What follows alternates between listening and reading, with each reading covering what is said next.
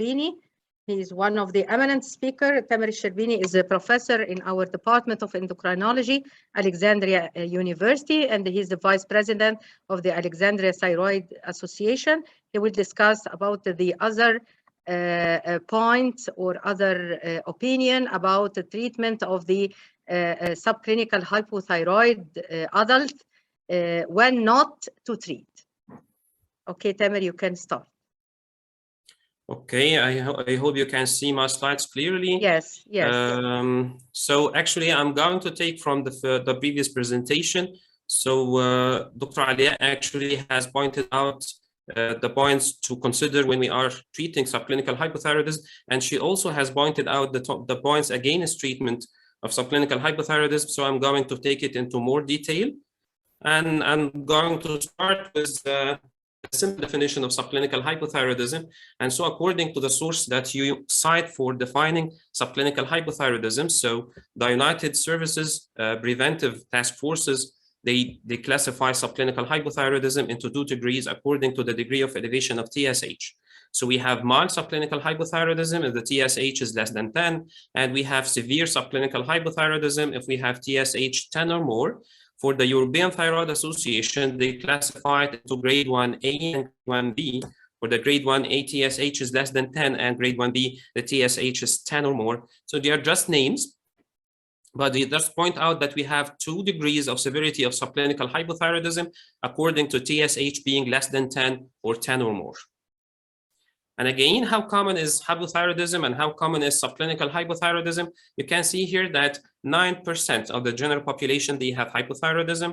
About 90% of those who have hypothyroidism are subclinically hypothyroid, and only 20% of those who have subclinical hypothyroidism, they have the severe degree of subclinical hypothyroidism. They have the TSH 10 or more. And so I'm going to present a series of cases, and I'm going to discuss should we treat them or not, and why should this decision be taken. So for the first case, she's a female patient, 40 years of age. She was operated for hemithyroidectomy for an indeterminate solitary thyroid nodule. 2 months later, she was tested. The TSH was 12, that is higher than normal. Free T4 was normal. She was not symptomatic at the time. And so for this patient, would you treat this patient with levothyroxine or not? We have just remembered that the TSH is higher than 10, the patient is asymptomatic, and we have to take into consideration the cause for her hypothyroidism. For this patient, I wouldn't treat. Why wouldn't I treat? Because of this. So we know that about 20% of those who have a fine needle aspiration cytology, the result will be indeterminate, which, according to the guidelines, necessitates a degree of surgery, mostly hemithyroidectomy or lobectomy. Only 20% of patients who undergo lobectomy would have or would suffer from hypothyroidism.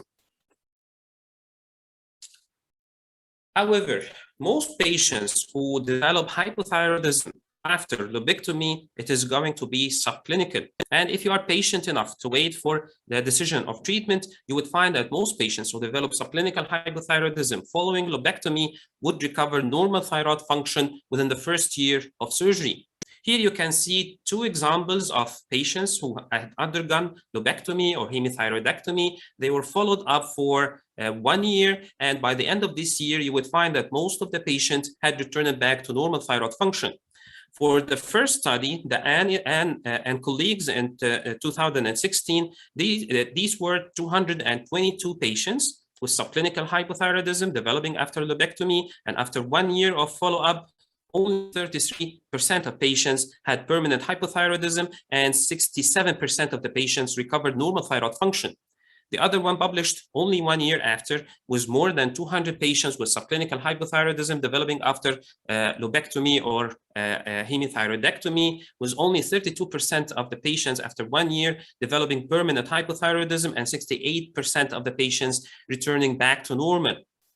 These are not only the evidence that most of the patients, or many who develop hypothyroidism following hemithyroidectomy is actually transiently hypothyroid patients. So you can see here the percentages of transient subclinical hypothyroidism after lobectomy in a number of other studies, with the lowest reported transient hypothyroidism following lobectomy of only 23%, and up to 81% of the patients developing hypothyroidism following lobectomy would be transient. Accordingly, when should we treat a patient who develops subclinical hypothyroidism after lobectomy? Only if these patients develop low free T4, only if these patients develop severe symptoms, and according to the European Thyroid Association, only patients who persist beyond the first year of surgery should be treated for subclinical hypothyroidism. So this is an example of a patient developing subclinical hypothyroidism for a transient period. The second example, a female patient of 25 years of age. She delivered a healthy female baby, and 3 months later, she was tested for thyroid function. And again, the TSH was 12, was normal free T4, and she suffers of no symptoms. So for such a patient, would you treat with levothyroxine or not? Again, remember that the TSH is greater than 10, the patient is asymptomatic, and you should consider in your mind that the etiology in this patient is most probably postpartum thyroiditis. So for such a patient, I wouldn't treat the patient. Why? I'm going to show you. So a patient with postpartum thyroiditis follows one of these three ways. So around 30% of the patients would have transient thyrotoxicosis and return back to normal. About 1/3 of the patients would have a biphasic pattern of transient hyperthyroidism followed by hypothyroidism, and about 40% of the patients would have hypothyroidism without having hyperthyroidism before. And 50% of all patients who go into a hypothyroid phase would be permanently hypothyroid, and the other 50% of those patients would be transiently hypothyroid, and usually they recover the normal thyroid function by the end of the first year. That is why the recommendations of when to treat and when not to treat hypothyroidism following postpartum thyroiditis comes from the Endocrine Society and the American Thyroid Association. So if your patient is asymptomatic, just follow up every 6 to 8 weeks. If the patient is symptomatic, you have the choice either to follow up or to start levothyroxine. When should you start levothyroxine? If the patient is having severe symptoms, if the patient is planning another conception, if the patient is breastfeeding, this is a recommendation by the Endocrine Society, or if there is persistent TSH elevation beyond 6 months. So only these patients should be treated. Not only this, the American Thyroid Association and the American Thyroid and the American Endocrine Society, they both recommend that for patients who are treated for hypothyroidism due to postpartum thyroiditis, 1 year after the initiation of treatment, you should stop the treatment and you should give this patient a chance to recover normal function, because eventually 50% of these patients would recover normal thyroid function. And so you have to remember that not all subclinically hypothyroid patients is permanent. An example of transient or recoverable causes of subclinical hypothyroidism include those who have post-lobectomy hypothyroidism, postpartum thyroiditis, and subacute thyroiditis. Just an example for the percentage of permanent hypothyroidism following subacute thyroiditis. The first evidence comes from this, the first study by Faturishi. It included 94 patients with subacute thyroiditis, and in the first year, only 33% developed permanent hypothyroidism. In another Japanese study, including 139 patients, only 10% of the patients required levothyroxine therapy. So remember that not all subclinical hypothyroid patients are permanent. Many would be transiently hypothyroid. Case 3, female patient, 30 years of age, with a markedly increased body mass index of 39, the TSH is 9, with a normal free T4 and no symptoms. For such a patient, you have to remember that TSH is only 9, she is asymptomatic, but you have to consider the comorbidity for such a patient, the obesity. And so for such a patient, I wouldn't treat because of the following. Actually, body mass index and waist circumference are positively associated with TSH and free T3, but not free T4, which means that the higher the body mass index, the higher is TSH, and the higher is free T3. So severe obesity is associated with increased TSH levels in the absence of primary thyroid disease or subclinical hypothyroidism. Following bariatric surgery and weight loss, the TSH actually decreases. So in obese patients with mild TSH elevations, it may be difficult to distinguish between true subclinical hypothyroidism and physiologic alteration or response to high body mass index. So how would a high body mass index increase the TSH? The most accepted mechanism is related to leptin. So we know that in obesity, we have sort of leptin resistance, which is compensated by hyperleptinemia. The high leptin actually increases the release of TRH, which is in turn increases the release of TSH. The hyperleptinemia also increases T4 to T3 conversion by dehydrogenases. So this would explain the high TSH and the high free T3. Other explanations include peripheral thyroid hormone resistance, altered TSH bioactivity, or it may be an adaptive process to increase the resting energy expenditure through increasing the free T3. So what are the recommendations by the American Association of Clinical Endocrinology? So they recommend against routine screening for primary hypothyroidism in obese patients. So a serum TSH should be obtained only if clinical evidence of hypothyroidism is present, and if the patient is found to be hypothyroid, they must be treated with levothyroxine. So if you have an obese patient, which is indicated for screening for hypothyroidism, then you screen with TSH. If the patient having TSH greater than 4, then you should order free T4, anti-TBO, and anti-TG antibodies. And accordingly, in obese patients who have undetectable thyroid autoantibodies, high normal serum T3 or free T3 with no goiter, these patients are unlikely to have true underlying thyroid failure. Such patients are worthy of consulting a dietitian rather than an endocrinologist. An example 4, a female patient, 25 years of age, she complained of unintentional weight loss. She had these tests. TSH is high, normal free T4, the cortisol AM was markedly low, 1.8 micrograms per deciliter, was more than double normal, the ACTH, indicating that the patient is having Addison disease plus subclinical hypothyroidism. And so in this patient, would you treat hypothyroidism first and then adrenal insufficiency after 3 days? Or would you treat adrenal insufficiency first and then hypothyroidism after 3 days? Or would you treat adrenal insufficiency first and then reassess thyroid function test in 2 months? And I will go for C, and I will show you why. So they have found that in patients who have concomitant adrenal insufficiency, primary adrenal insufficiency, along with subclinically hypothyroidism, they found that correcting adrenal insufficiency actually corrects or turns back the TSH back to normal. And this is an example of 10 patients coming from 3 case series. If you can see here, before the start of treatment, they had mildly to up to markedly elevated TSH, ranging from 6 to 61 micro-international unit per liter. That is before the start of treatment of adrenal insufficiency. After they had treatment for adrenal insufficiency, the TSH has markedly dropped and it has gone back to normal. So if you have a combination of untreated adrenal insufficiency and subclinical hypothyroidism, you should start first by treating adrenal insufficiency and then reassess the status of TSH. In a percentage of your patients, you would find that the TSH has gone back to normal. So what explains this? We have many explanations for this phenomenon. Maybe it is an immune modulatory effect of the corticosteroids, which decreases the autoimmune activity in a patient with Hashimoto thyroiditis.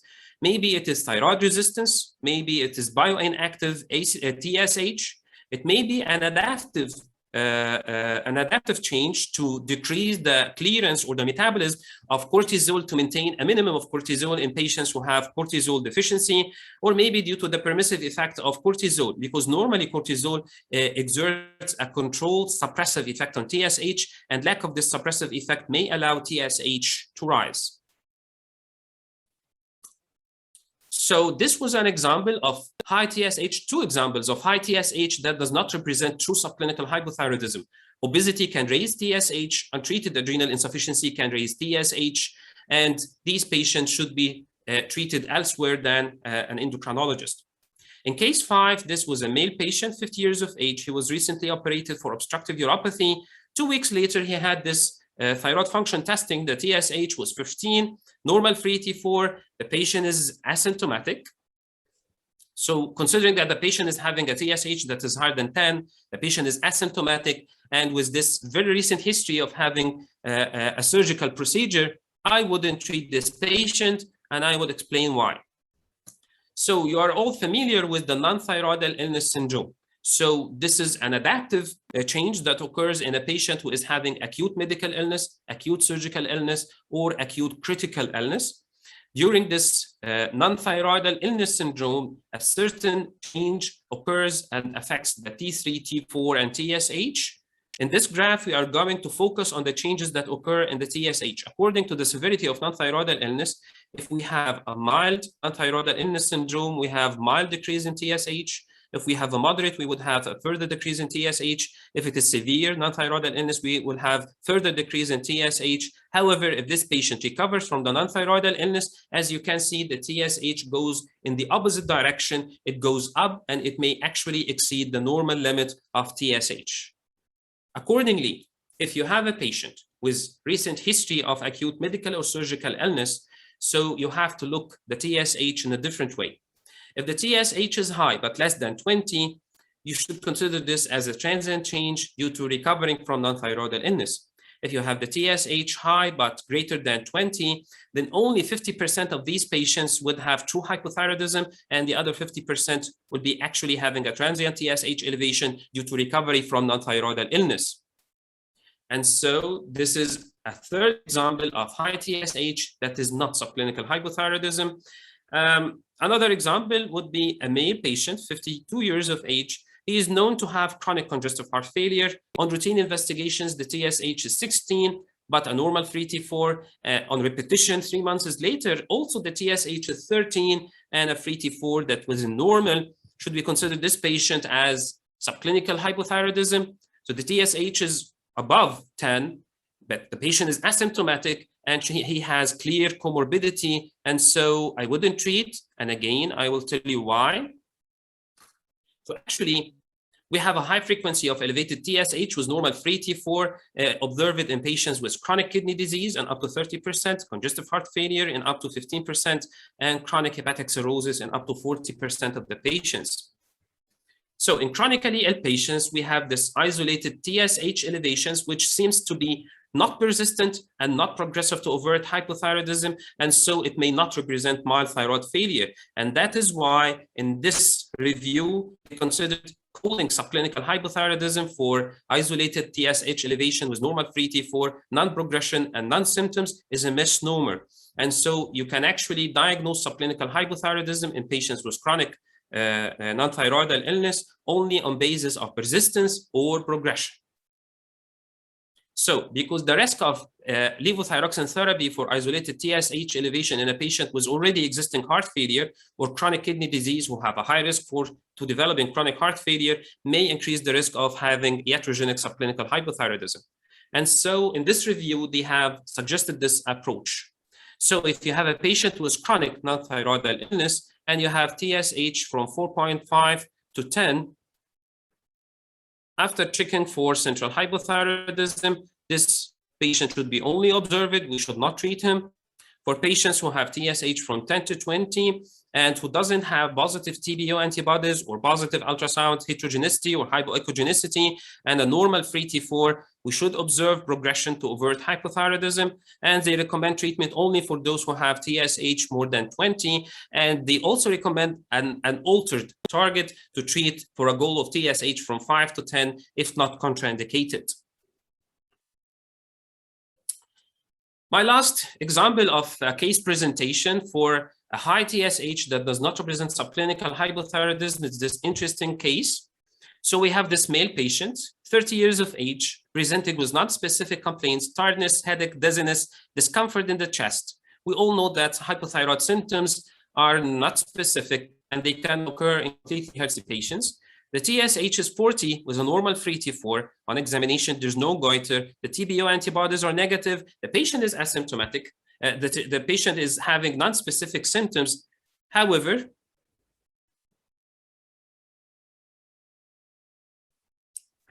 this patient, based on the symptoms, which is non-specific, as I told you, and the TSH is greater than 10, levothyroxine was initiated up to 150 micrograms per day. The TSH persisted in high levels. It only diminished from 40 to 36.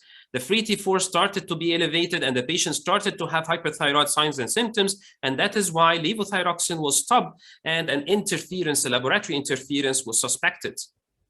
So actually, this is a classic case scenario of a patient presenting with subclinical hypothyroid patients, subclinical hypothyroidism, but actually he is suffering from macro-TSH. So a normal TSH has a molecular weight of only 30 kilodalton. That is why it is easily filtered by the kidney. However, in macro-TSH, the TSH combines with IgG molecules, and this creates a macromolecule of a molecular weight of 200 kilodaltons, which actually interferes with filtration by the kidney and leads to its accumulation in the serum. It is actually biologically inactive, but it remains immunoreactive, and it actually affects up to 2% of patients with subclinical hypothyroidism. And so this is how the monomeric TSH would look like. And when it combines to IgG, this is how a macromolecule, the macro-TSH, would look like. As you can see, it is too big to bind to its receptor, and that is why it becomes biologically inactive, but it remains immunoreactive. When should we screen for macro-TSH? If we have elevated TSH, especially those who have TSH above 10, with normal thyroid hormone levels, with no clinical symptoms of thyroid function, especially if the patient fails to achieve a normal TSH after adequate levothyroxine therapy. For screening, we use polyethylene glycol precipitation test. If we add polyethylene glycol to the patient's sample, it will bind to the macro-TSH and precipitate it. And so the only monomeric TSH remains. And so we calculate what we call the recovery. If the recovery is less than 25%, this defines macro-TSH. This has to be confirmed by gel filtration chromatography. Unfortunately, we don't have it here in Egypt. So not all that glitters is gold, and not all high TSH is hypothyroidism. Remember this list of non-hypothyroid high TSH, acute and chronic non-thyroidal illness, obesity, untreated adrenal insufficiency, macro-TSH, and others not included in the examples like interference by rheumatoid factor or human anti-mouse antibodies or resistance to thyroid hormones. Not all patients with subclinical hypothyroidism would progress to overt hypothyroidism.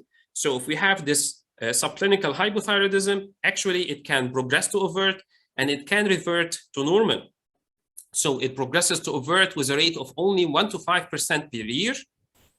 And it can return back to normal in up to 60% of patients in a 5-year follow-up period. So how can we predict the progression? So predictors of progression include the presence of goiter, the positivity of TBO antibodies, a high TSH, especially those who have TSH greater than 10, and marked hypoechogenicity on the ultrasound. So only those that we can predict that they may progress to overt hypothyroidism, patients who lack these predictive signs should not be treated. Not all will benefit from hypothyroidism treatment.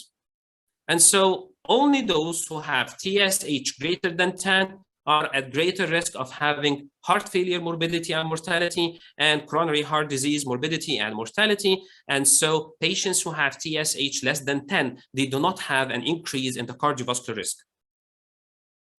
Also, pregnancy or desire for pregnancy is one of the considerations that we put in mind. So the European Thyroid Association mentioned that subclinical hypothyroidism arising before conception or during gestation should be treated with levothyroxine, and women with subclinical hypothyroidism and overt or subclinical hypothyroidism should be treated with levothyroxine to a target of TSH less than 2.5.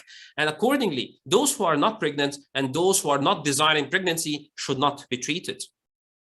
As mentioned by Dr. Salman and Dr. Alia, we have to remember that levothyroxine has its own drawbacks, and patients who have subclinical hypothyroidism as at risk of overtreatment, actually 14 to 21% of patients with subclinical hypothyroidism treated with levothyroxine, they have actually been overtreated, and this increases the risk of pathological fractures and atrial fibrillation. So you have to remember that 1 in 5 or maybe 1 in 6 patients treated for subclinical hypothyroidism are at high risk of having exogenous subclinical hyperthyroidism. So this is a checklist that I have came up with, and I think it will help you in your approach to a patient with subclinical hypothyroidism. So starting with the history, you have to ask for history of hypothyroid symptoms, because the patient being symptomatic or not will differ in your decision. Number two, you have to ask for history of lobectomy. You have to ask for history of recent delivery within 6 to 12 months, because this may put your patient in the postpartum thyroiditis period. And you have to ask about history of neck pain or tenderness plus or minus constitutional manifestations. Such manifestations are suggestive of subacute thyroiditis. Lobectomy, postpartum thyroiditis, and subacute thyroiditis, we have given this as an example of transient hypothyroidism that needs patience rather than interference. You have to ask about history of acute surgical or medical illness within the past 4 to 6 weeks. You have to ask for history of organ failure, like congestive heart failure, chronic kidney disease, or cirrhosis. You have to ask for an intentional weight loss, pigmentation, postural dizziness, or vitiligo. All are suggestive of adrenal insufficiency. Acute and chronic non-thyroidal illness or patients who have untreated adrenal insufficiency are examples of patients who have a non-hypothyroid TSH elevation that you have to consider in your differential diagnosis. You have to ask about pregnancy or desire for pregnancy, because this will help you making the decision to treat or not to treat. And finally, you have to ask about history of known osteoporosis and known atrial fibrillation, because these patients are especially at risk of overtreatment. The remaining of the checklist includes that in examination, you have to calculate the body mass index, especially for those who have body mass index greater than 35, and you have to examine for the presence or absence of goiter, because the presence of goiter would favor the treatment, while having morbid obesity will favor that this TSH elevation is not related to a true state of subclinical hypothyroidism. While for investigations, we have to repeat the TSH as mentioned by Dr. Alia, because actually this would avoid differences between different labs. This would avoid the diurnal variation, and maybe this would avoid patients who have a transient TSH elevation. You have to classify your patient according to TSH being lower or higher than 10. You have to check the status of TB antibodies, and you have to order a thyroid ultrasound, because the presence of hypoechogenicity can predict the progression to overt hypothyroidism. And in limited patients, you will ask for special tests like polyethylene glycoprecipitation, HAMA blocking tubes, or genetic testing for suspected resistance to thyroid hormones. My last slide, you have to consider the context of your patient. So you have to consider lab interferences if you have a marked elevation of TSH along with normal free T4, the patient being asymptomatic, and failure to normalize TSH despite adequate levothyroxine therapy. You have to consider observation rather than interference on patients who have chronic organ failure, TSH ranging from 10 to 20, with no goiter, evidence of autoimmune thyroid disease, nor progression to overt hypothyroidism. You have to weigh benefit versus risk in patients who have established osteoporosis or atrial fibrillation. However, they are indicated for treatment according to guidelines with TSH greater than 10, or having goiter or autoimmune thyroid disease. So consider either observation or higher treatment target. Just a reminder, in patients who have TSH less than 10, you may consider treatment in patients who have goiter, in patients who have positive antithyroid antibodies, or in patients who have progressive TSH elevation. You may consider treatment in patients who are pregnant or having intention for pregnancy or being infertile. And the last 2 points to consider when you are determining the treatment of your patient, you have to consider the patient preference, and the patients who have severe symptoms suggestive of hypothyroidism, you may consider a 6 months therapeutic trial for your patient.